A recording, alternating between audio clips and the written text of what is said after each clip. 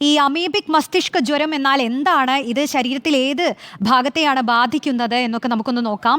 ഈ അമീബിക് മസ്തിഷ്ക ജ്വരം അഥവാ അമീബിക് മെനിഞ്ചോ എൻസെഫലൈറ്റിസ് എന്നാണ് ഇതിന് പറയുന്നത്.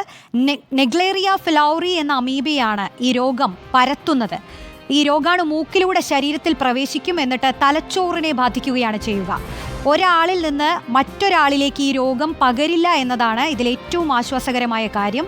അണുബാധയേറ്റാൽ മരണസാധ്യത കൂടുതലുള്ള രോഗമാണിത്. ആഗോളതലത്തിൽ തന്നെ രോഗം സ്ഥിരീകരിച്ചവരിൽ മരണനിരക്ക് 100%.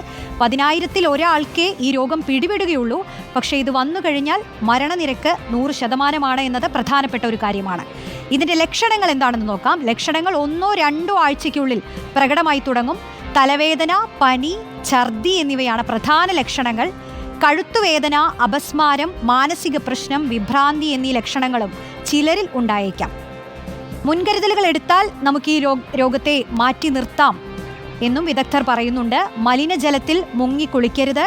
അഴുക്കുവെള്ളത്തിൽ വായും മൂക്കും കഴുകരുത്. സ്വിമ്മിംഗ് പൂളുകൾ പോലും കൃത്രിമമായി നിർമ്മിച്ച ജലാശയങ്ങൾ കൃത്യമായി ശുചീകരിക്കണം.